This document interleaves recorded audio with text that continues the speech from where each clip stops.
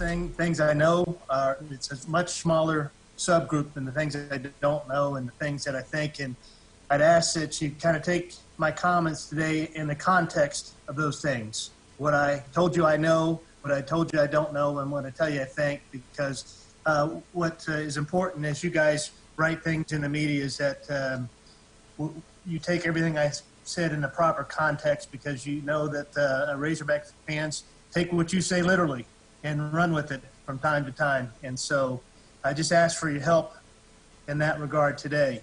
There's still many things that are unknown and still haven't been decided, and we're working through those hour by hour and day by day. And today's May 27th, and I think back to what everything looked like just 2 months ago, and I imagine 2 months from now what it will look like. And we will make better decisions as an industry the further we can get into the summer before we make many of those decisions. And as I know it has been for each of you, the past few months have probably been the most challenging of my career in college athletics. And there's been many tough decisions that have had to be made. And while many of those decisions were difficult, they were a little bit easier because they were made with the ongoing commitment that we have to the health and safety, first and foremost, for our student athletes, our staff, and then for Razorback fans. And I'm grateful during this time for the leadership of Commissioner Greg Sankey, Chancellor Joe Steinmetz, and our Board of Trustees. The most difficult part of this whole ordeal has been seeing the disappointment in our student athletes not being able to compete and finish up what they was shaping up to be a very competitive end to the winter and start of the spring sports seasons. But as we wrapped up the 2019-20 year, we began to look forward to 2021 and what was that going to look like. And thanks to the hard work of our medical team, our facilities and maintenance staff, many of our coaches, our athletic trainers, our strength conditioning teams over the past several weeks, we're prepared to welcome back many of our student athletes on June the 8th for voluntary workouts. And we have a plan it's customized to the state of Arkansas and the University of Arkansas. You will see varying plans across the country and across the Southeastern Conference. And we've relied on the medical experts and develop our plan in consultation with the Arkansas Department of Health, our UA campus environmental health and safety officials, following the guidelines that were provided last week by the SEC Medical Task Force, and the ongoing guidance from many of our federal and state agencies. And just as in anything in athletics or in life, no plan can guarantee that anyone affiliated with our program will not contract COVID-19.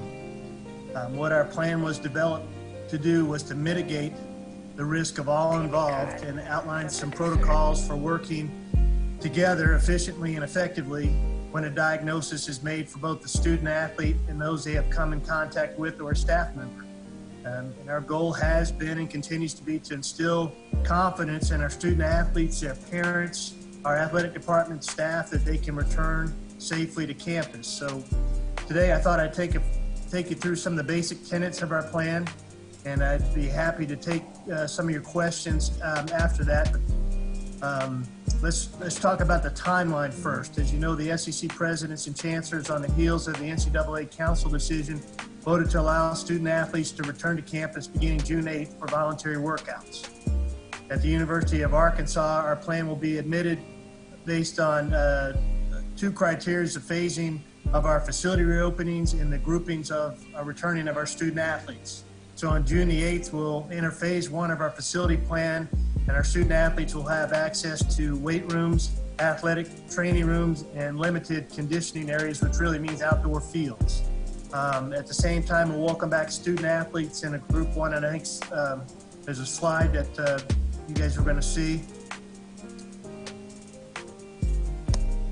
So our first group of student athletes to return would be our fall sports student athletes: football, soccer, volleyball, men's and women's cross country, along with men's and women's basketball. That's second, and that would be on June the 8th. And that group does not include any of our incoming freshmen in each of those sports. Group two, June the 22nd, gymnastics, swimming and diving, men's and women's track and field, which makes up our winter. Well, hello, hello, hello. It's the Wednesday edition of On the Hill with Pat Jenkins Sports Talk Radio here on KDSJ 479. And we let you hear audio from today's Zoom teleconference with Arkansas Athletic Director Hunter Yurachek outlining the process on bringing student athletes back to the University of Arkansas starting June 8th. Voluntary workouts.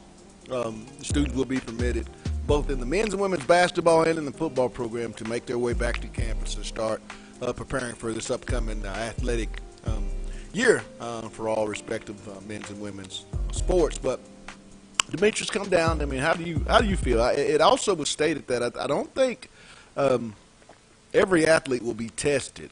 I think it'll be a case by case as needed if you feel a little under the weather or something like that. I think that's and I really like that approach, you know, and how they're going to go about doing things.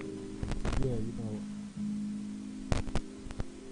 I'm really not a medical expert, so I really don't know what the proper measures are. I'm just glad that I did hear Hunter Yurachek say each state, each university will be taking individual plans based on their state's needs to take care of this epidemic, and I think that's smart. You know, everything will apply the same to the schools, and given the different numbers of cases in the state. So I just like that Arkansas is really creating and catering to the needs of the student athletes and putting them in the best situation to stay healthy. Hunter also mentioned, I believe, in a statement that I've read following the teleconferences at Arkansas, and also heard that Arkansas is anticipating of the normal fan participation. I think 31,000 season tickets have been renewed. Now they have at the moment stopped selling game by game tickets.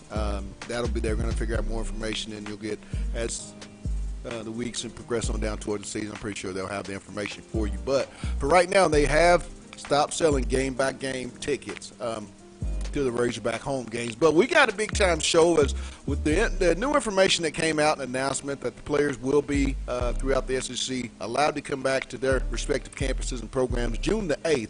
We're going to make our way and continue on with our SEC roundtable discussion as we're going to make our way down to Columbia, Missouri, and talk to Spurs and Feathers Will Gunner here momentarily. We'll find out what Coach Muschamp and staff have in store for their ball club. And then at the 1:45 hour, we'll make our way all the way down to the Plains, where we're going to continue our roundtable and talk to Jordan Phillips of Fox Sports Shows FM 97.9. We'll get the Auburn Tigers and Gus Malzahn update as to how they're handling preseason camps and all that going forward. What's going to be the story?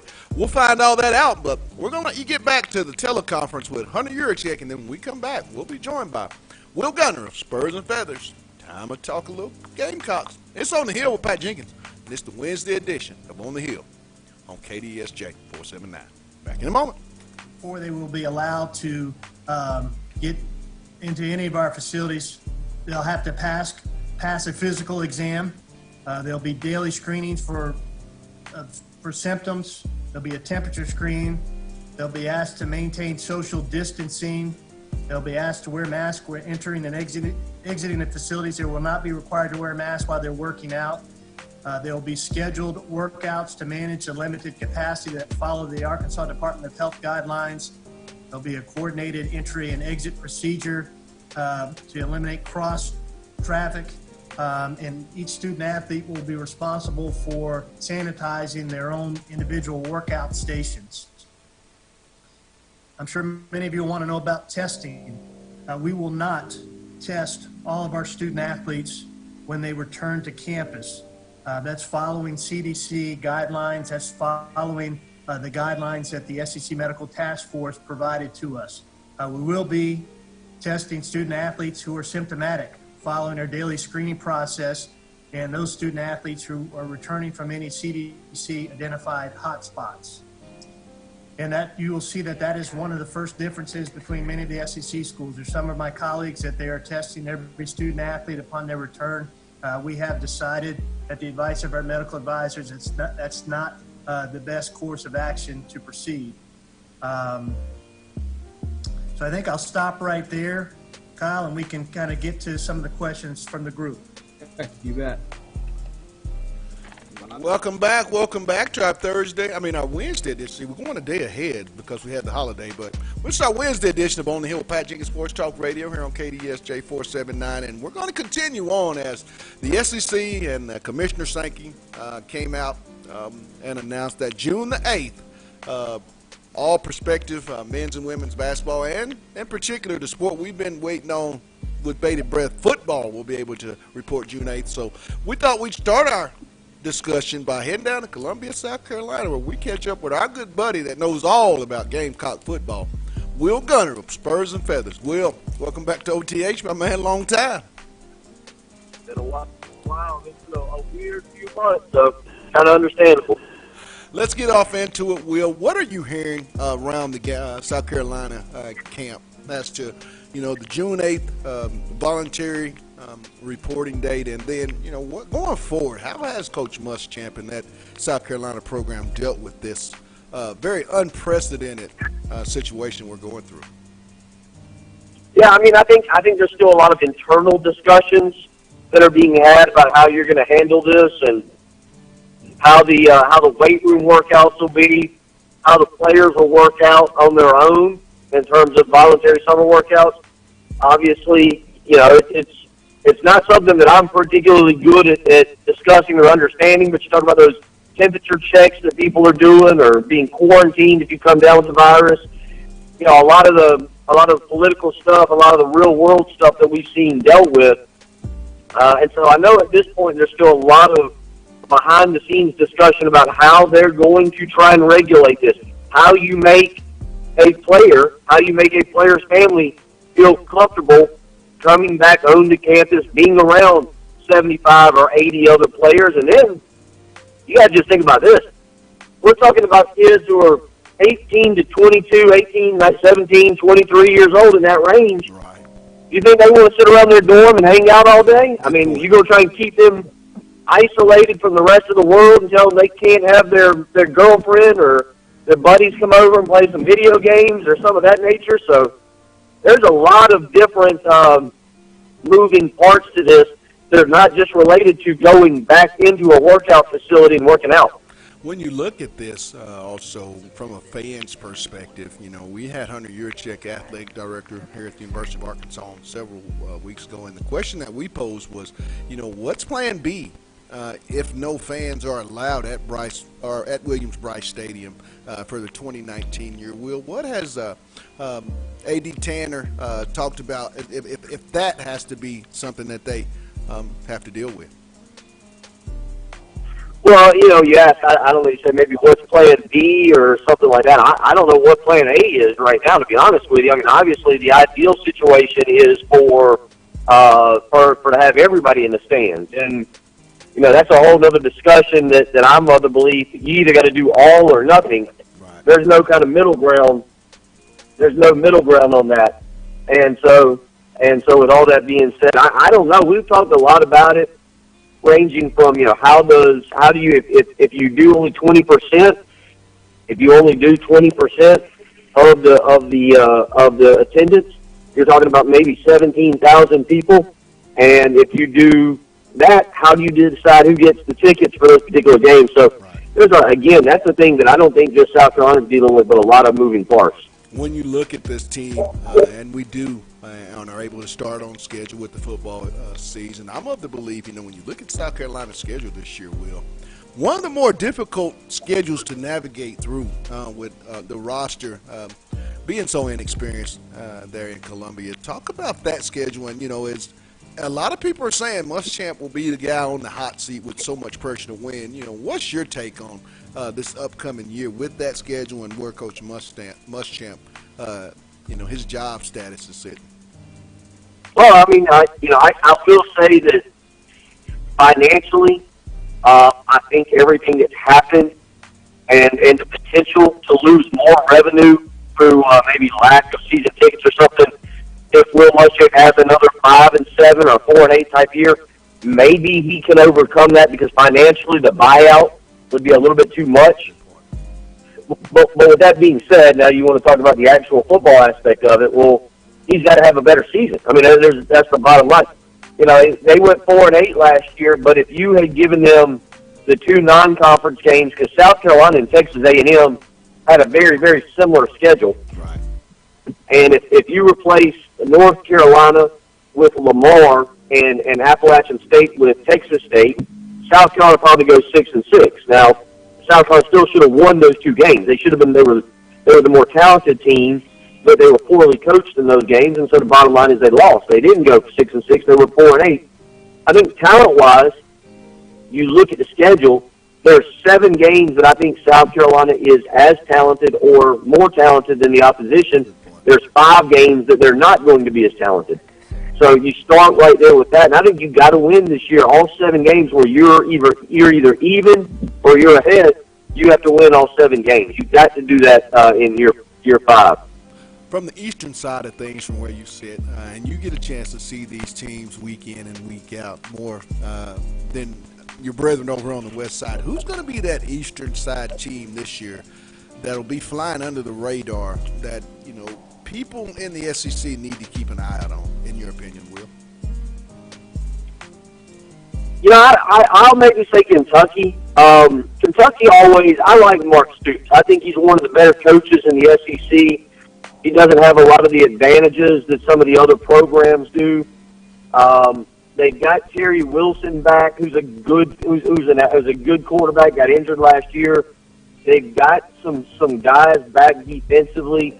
They've got to continue to find that defense that has made them better the last few years. But I think you look at Kentucky. I think Florida will be highly thought of. Georgia's Georgia with whoever their quarterback is. And then I think the rest is kind of up for grabs. Now, with the new changes on the coaching staff, Coach John Scott moves on, leaves the defensive line to go take the same position at Penn State. Several other coaches been moved around. Talk about some of the staff additions and how you've seen, from what you've heard, how that's been going. Well, I like him. You're talking about obviously the offensive coordinator and Mike Bobo, who I think is the best offensive coordinator that Will Muschamp has hired as a head coach, whether it was at Florida or South Carolina. It's a guy who has a proven track record.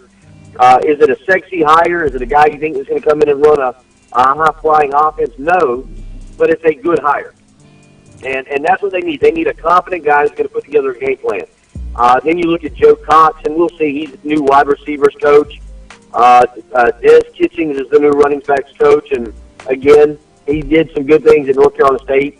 And then you switch over to the defensive line, which I think is interesting because South Carolina's recruited really, really well on the defensive line, and you bring in a proven SEC guy in Tracy Rocker, who I don't know if he'll be the recruiter that John Scott Jr. was, but I think he may end up being a better coach when you look at his overall resume and how he's done things in the past. And to bring that guy in, that's why I actually think South Carolina's defensive line could have been one of the better ones in the league this year if they could have gone through spring camp, because you give a guy who's a well-known fundamentals coach like Tracy Rocker time to spend with some of those young guys that need to continue that development. Talking with Will Gunner of Spurs and Feathers, covers all South Carolina Gamecock football for us here on the Hill with Pat Jenkins Sports Talk Radio. Will, one of the questions that I have for this football team out there at South Carolina is offensively, who's going to be, in your opinion, the one player that'll be the X factor for this ball club?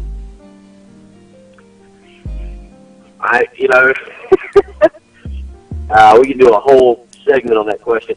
They need quality quarterback play. Ryan Helinski's got to improve.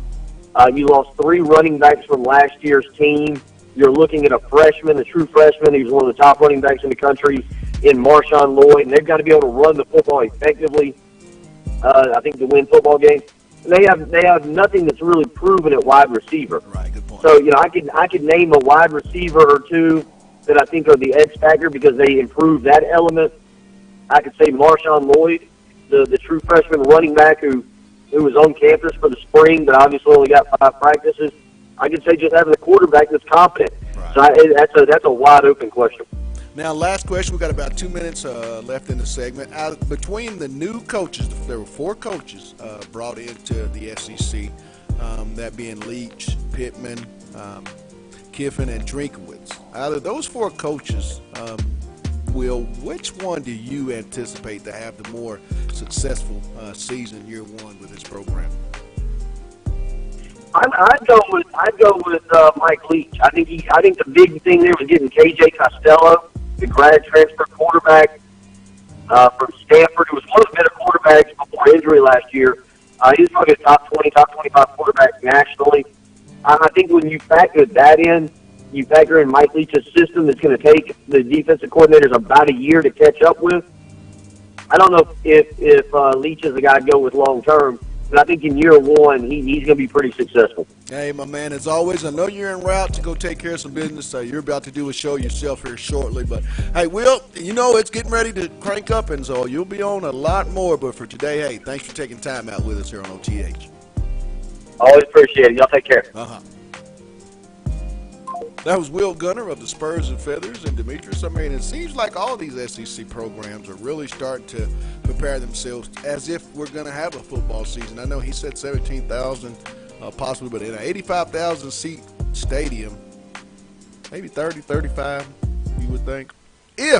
Now, I know Hunter here at Arkansas says they're expecting full capacity stadiums. I wonder what A.D. Tanner there at South Carolina's anticipating. You know, I think if Arkansas takes on that motto, which we heard the NFL plans on having a full stadium, right. I think all these SEC schools will do the same. I think it's too much money on the table for a lot of these other schools in the SEC to see these guys make that type of revenue, because then we know that boils down to recruiting and what you can put back into your program to lure kids to come to your program. So I think if they don't allow those fans to come in, then have a mediocre season, that's not going to be good for the long term look at South Carolina.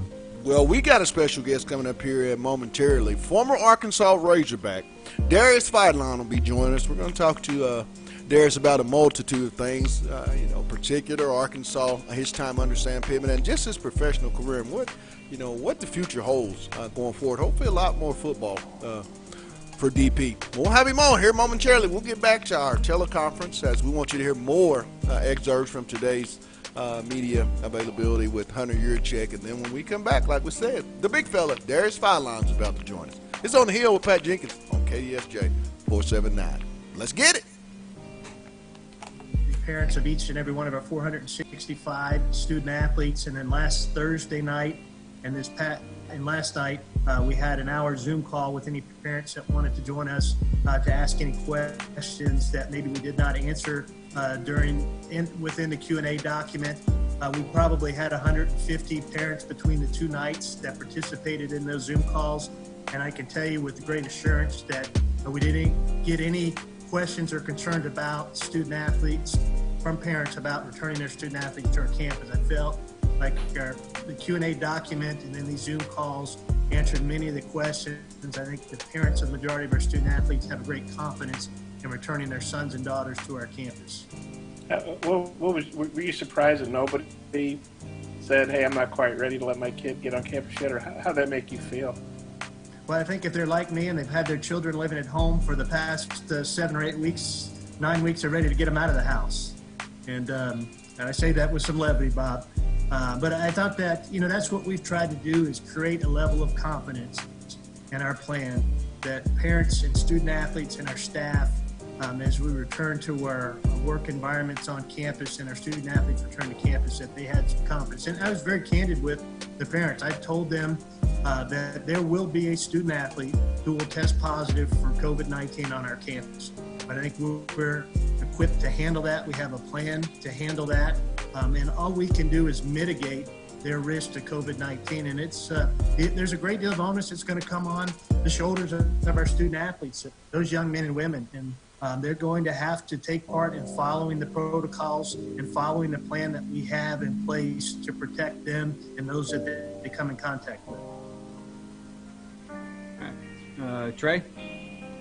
Hey, Hunter. I was curious, and this is a hypothetical. I know you probably love those, but Iowa State brought out a plan to have fans in the stands, 50% capacity. Welcome back to our Wednesday edition of On the Hill with Pat Jenkins Sports Talk Radio here on KDSJ 479. Real quick before we get to our featured guest of today's show, I want to give a shout out to our sponsors. These people make it possible for us to bring this show to you each and every day. With that being said, Lindsay and Associates with an office location in Fayetteville, an office location also too in Rogers. Locomotion located just below the Northwest Arkansas Mall in Fayetteville.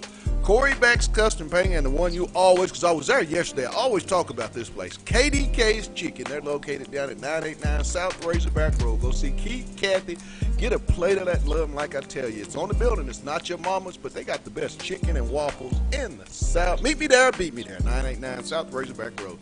Now on to our special guest. Several years ago, we watched this young man wear the number 91 jersey and create a lot of disruption on the SEC lines of scrimmage, and so we thought we'd talk to him about that, plus a multitude of things with his career, as we're going to bring on former Arkansas Razorback, former San Diego Charger, and Arizona Cardinal, Darius Philon. DP, welcome to OTH. How y'all doing, man? Appreciate y'all. It's an honor to be on it with y'all guys, man. Just let the Arkansas fans know that I'm still at it. When you look back over that career, Darius, you had one of the more interesting stories as you committed to Coach Caldwell, sight unseen. I know you were previously committed to Alabama. They came out with some shadiness, I can say, there at the last minute. You became a Razorback. Talk about that time, and what are some of the memories that you remember about your time in Fayetteville? Oh, man, being on the hill, just giving me the opportunity to come out and showcase my talent at the time when another school told me that I couldn't. You feel me? They wanted to do this, they wanted to do this to help out their program, but at the end of the day, what benefits was it for the player that was coming to try to help your program win? Right. So like I say, I always appreciate the Razorbacks for allowing me to come up there to go to school and also be able to play the sport that I love every day and day in and day out. We was always one unit, and it's just the simple fact that they gave me an opportunity coming from a little small town called Mobile, Alabama. Now, when you did get that opportunity, Darius, you took quite the full advantage of it. You know, talk about what makes the SEC playing on those on those lines of scrimmage so much different than any other conference in collegiate football, in your opinion, Darius? First and foremost, man, in the SEC, you don't have nobody that's on the line, I don't think, under 300 pounds. And when you're getting a double team each and every play from powerhouse football, and them just trying to run the ball down your throat, me being the guy I was at 278 at the time, it was really tough until I got the hang of the game, man. And the thing that I thought I could always do is play off my natural ability. Right. But I learned after a couple weeks in playing in the SEC conference that you had to be mentally and physically tough, and also you had to have the mental capacity to learn the game. And basically, once you learn the game, you have to go out and basically just give it your all. I mean, if you go out half-stepping in the SEC, it will be exposed easily. Now, you've had a chance in that 13 and 14 year before you moved on and didn't play that senior year to be around Coach Sam Pittman. He, come back to be the head football coach here at the University of Arkansas. Talk about your experience from a player and coach's standpoint with Coach Pittman, and, how big is this having Coach Pittman now take over the head coaching job here at this program, in your opinion, Darius? Man, I'm proud of Coach Pittman, man. He got an opportunity to showcase his talent at the coaching level. So I always knew Coach Pittman as the offensive line coach that had to block me every day. So it was always an uphill battle with me and him. And he just always had encouraging words, and he taught me the game as well, just from the offensive side, and just as well as the other D-line coach, Coach Segrist. They both work hand in hand, and in this game of football, you have to know what the opponent is doing. So some days I used to go in Coach Pittman's office, and he just used to tell me ways to attack this type of blocking scheme, and he just always teaching me the game. And for him to get the opportunity to lead the team, I think they have a great leader in front of them for this upcoming season. Playing at the flagship program here at the University of Arkansas, it's almost, and you always hear this, Darius, it's the professional team in the state. How do you feel that, by playing here at Arkansas, being under the spotlight, that helped prepare you for your next step, which you moved on to play for the Chargers and professionally with the Cardinals? How did your time here allow you to be successful at that level? I mean, first and foremost, coming into college, you think it's all about partying. So I woke up early and learned that one mistake could cause you your career. And from that day when Coach B, me and him had a sit down in the office, I always been about my business and trying to get to the next level. And they used to tell me with my attitude and the way I went about my business, I wasn't gonna make it. So I had to do some self evaluation and basically just go back in and do I really want to go back to Mobile or do I want to go to the next level? And that's when I made my decision in Arkansas to just take full advantage of my opportunity and take it one day at a time. And basically just use my opportunity to make a better life for my family. And that's where I'm at still to this day. Like no matter the negativity you get, it's just all about being positive and moving forward, because everybody's going to tell you how they feel and they're going to state their opinion, but it's still up to you to make the decision to be great. And it's also up to you to make the decision that you want to change your opportunity, change your lifestyle. I know I had the privilege of speaking with you the night you guys went to the Texas Bowl. And Darius, I'm going to tell you, you played a hell of a game, young man. One of the better games on the defensive line that I've seen a player play in the University of Arkansas Razorback uniform. But as we were walking out there in the aisleway, I briefly asked you what you were planning on doing.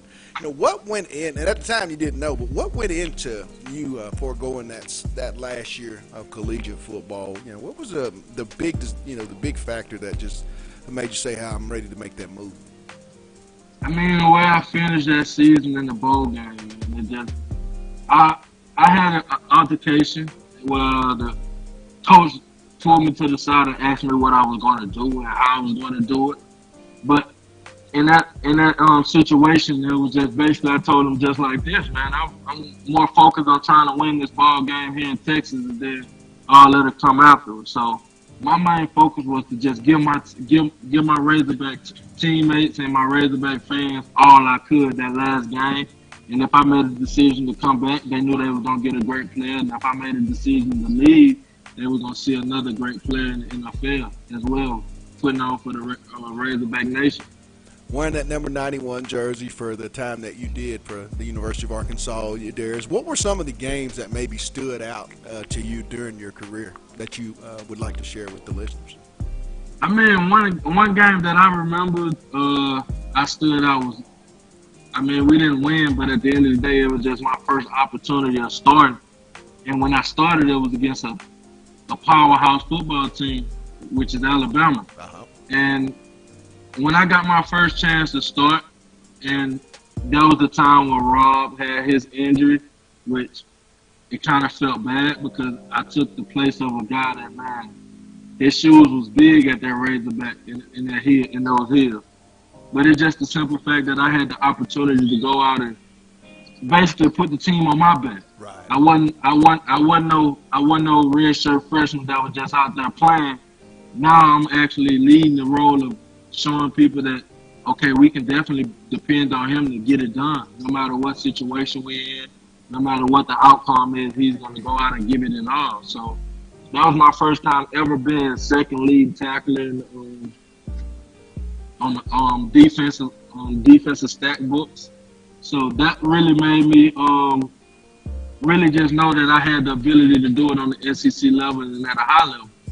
And then when I played against LSU, my 14th year, and we got the shutout against LSU, and then we go back to have a shutout against Ole Miss, and it was just amazing. And then the performance we put up against Alabama that year when they was talking about them being one of the #1 offense, and we were one of the only teams to hold them to 14 points, I think, that year. Hey, Darius, I still tell people to this day the best uniforms Arkansas has ever worn that Alabama game. That old school look. Ooh. Oh man, that was sweet, man. Tell me about it. I think I still had a jersey for that game. So we might have to negotiate. Now, well, we got about a minute left, Darius, and I want to ask you this Yeah, question. I think I still got the jersey for that game. Last question. What's the uniqueness, in your opinion, Darius, about being an Arkansas Razorback, if you care to share it? Oh man, me personally, Arkansas was definitely a great place to be. I mean, it kept me out of trouble. I mean, I stayed away from. I mean, family couldn't just come 3 hours up the road to visit. So I kind of made it. It was some tough experiences up there, but it also was some great experiences that I got on my journey. But the main thing was just going to school and basically just playing ball. So that was all I was focused on. So like I say, man, it was just a lot of things that was going on in Arkansas when I first got there that wasn't going on by the time I left. So it was some great experience. Like I say, I met my girlfriend up there. Still with a her? wonderful son. Yeah, we still together. Awesome. I mean, How little man? yeah, he's doing great, man. And as you know, she was up there training with Coach Johnson at track. And I can remember my first time actually preparing for the combine. I ran my first time running the 40 was with Coach Johnson. He was amazed about what the time I ran, being the size that I was. Hey, is he already committed to Arkansas? That kid is he already a Razorback? I mean, he's already signed, sealed, and delivered.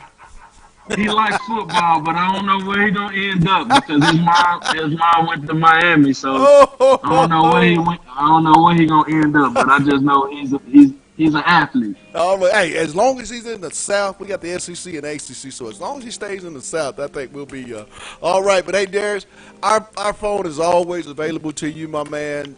Let's not make this the last time that we get a Darius Fireline update. And my man, hey, good luck. Can't wait to see you back in the league, repping for your home state of Alabama and for the University of Arkansas. But thanks for taking time out today, my man. No doubt. Woo pig suey. That was Darius Fireline, former Arkansas defensive tackle, former San Diego Charger, and former Arizona Cardinal. And hopefully take off that former tag and the young man gets opportunity to get back in the NFL, because I think he's got a lot of football and can really be a very successful defensive lineman for somebody with that shield on their jerseys. But we're going to continue on. Time to get back on the round table. We're about to head on down to Auburn, Alabama, where we're going to talk to Jordan Campbell of Fox Shows Sports FM 97.9. Talk a little Auburn. It's on the Hill with Pat Jenkins on KDSJ 479. Back in a moment. During the month of June, this is all voluntary workouts. So it's really just strength conditioning right now. Great shot. Hunter, what's been the reaction of the head coaches when you've talked to them about the plans that you have put in place for bringing the student athletes back on campus? I think they've been very appreciative of the level of communication throughout this process. They have participated in the development of these plans. They understand the phased approach, and the only date that is definitive right now, Trey, is that June the 8th date, because that's when we know the activities can start. And why we phase these in 2-week increments is we want to make sure that we have that process correct and that we learn from what happens from June 8th to June the 12th, and then that we can make that better when that next group comes in on June the 22nd. But that June the 22nd could move up or it could move back based on how those first couple of weeks go. So that's why I said we have a plan, but the only date that's definitive right now is that June the 8th date. The other dates have some flexibility in them. And then also, is there still no plans to furlough any employees of the athletic department? That's correct. That's correct. There's not been a member of the university staff, and remember, we're part of the university, we're an auxiliary, and so we will follow the lead of the university in regards to anything that happens with our faculty and staff, because we're a part of the university staff, Trey, but there has not been anyone that has been furloughed. There's not been any salary adjustments to any of our staff members to date. Otis, do you have any?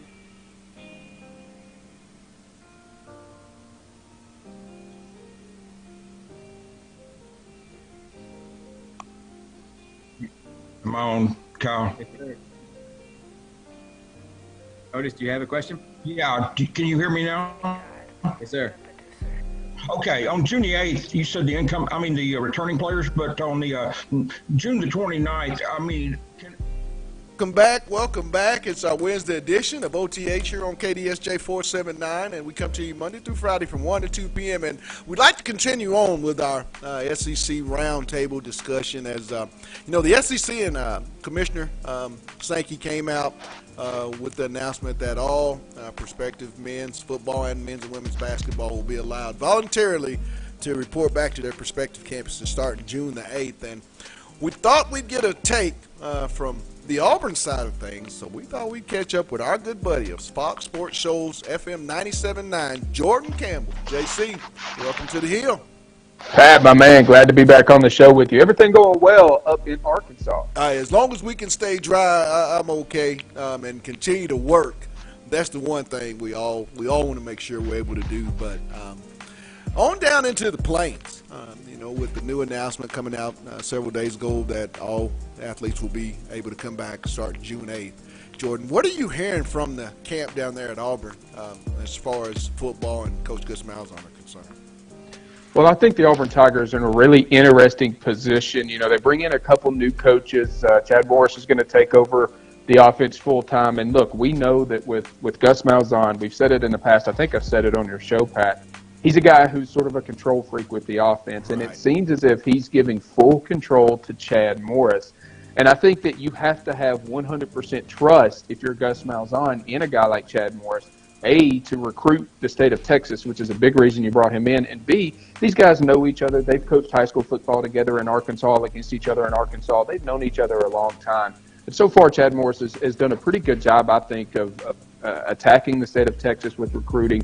And it's left to be seen, honestly, what he's going to do with the offense. You guys know that at times up there, Arkansas may not have looked as fluid as you would like for them to with an offensive guru as the head coach. So I think it's a little bit up in the air. But I think having that head coaching responsibility off of his shoulders, getting back to his roots of focusing on the offense is going to be good. They also have a new offensive line coach. Jack Bicknell is the guy that they brought in to revamp that offensive line. And look, Auburn's offensive line last year was, I guess you would say, experienced in terms of their age, right? They had, juniors and seniors is what made it up. But in terms of on-field play, some of the guys had made quite a few starts, but really you didn't have a guy that had been starting since he was a sophomore.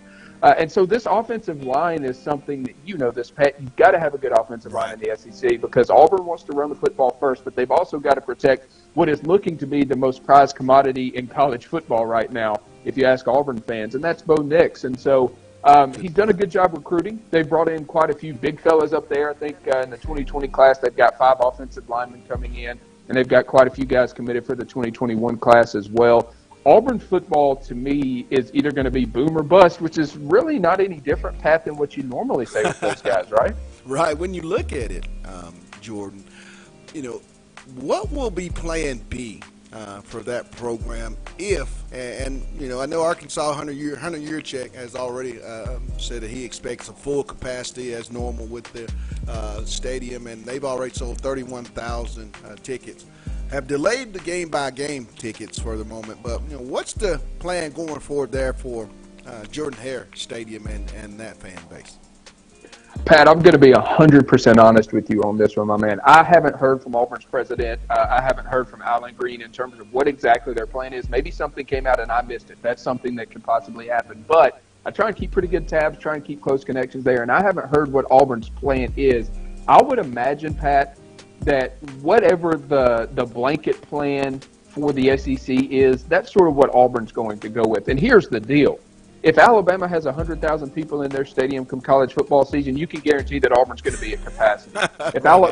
If Alabama decides, hey, we're going to try and do some social distancing, keep space between the people, that's maybe what Auburn looks at as well. In terms of a hard and fast, plan, I haven't heard of one right now, but it's one of those things where you look at it and say pretty much what the rest of the SEC does is what is going to happen at Auburn, Alabama, some of the other schools as well. So I can't give you a concrete answer if this is what Alan Green said on Friday, but that's sort of what I'm feeling right now. Got 2 questions left. I'm going to get to the next one. Out of the SEC West, Jordan, what team do you see being that surprise team in this conference that could win a game or two and kind of get on a roll, sort of like LSU did last year when they went to Austin, got that big win, and we all know the rest was history. But in your opinion, who's that team that we better keep an eye on in the West? Well, look, here's the deal. When you've got championship pedigree, it's always going to make me watch what you do. And I think Texas A&M could be that school. When you take a look at LSU, the amount of talent that they lost, Alabama, what is going to be happening there at Alabama. Their defense should be better this year, but their offense, I'm not saying their offense is going to be bad. They've got Najee Harris. They've still got good receivers. Their offensive line is going to be good. But at the quarterback position, is Mac Jones going to be the guy or is it going to be Young? So I think there's some questions there. I think maybe – I don't want to say it's shaky, but you don't have, without a doubt, they're going to go undefeated and make it to the national championship like you normally do. That's not me hating on Alabama, but that's just how it looks. When you take a look at Auburn, again, Auburn is a team that is boom or bust. They could be a 10-win team this year. They could be an 8-win team this year. They could be a 7-win team this year. You just don't know. But when you look at Jimbo Fisher, all the resources they have down there at Texas A&M, I think you've got to keep a close eye on those guys. And look, this next school that I'm about to say is not keep an eye on them for winning the West, but I do think that they could pull an upset here or there, and that's Lane Kiffin down at Ole Miss.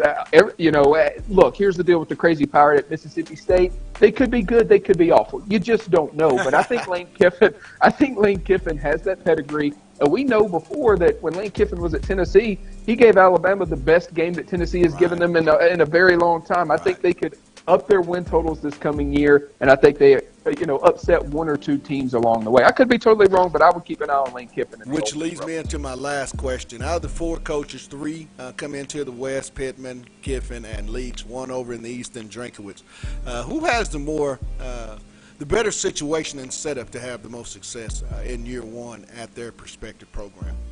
I think it's without a doubt, in my mind, Lane Kiffin. When you take a look at the freshmen that contributed to the offensive success last year, those guys are going to have a year of experience under their belt. We know Lane Kiffin is a guy that has worked at Alabama with an offense. He's been a head coach at USC. He's been the head coach at Tennessee. He's been the head coach for the Raiders. This is a guy who knows the game of football. He likes to have fun. He likes to play, and he likes to make people mad. Let's be honest. I mean, his Twitter game is unparalleled amongst coaches.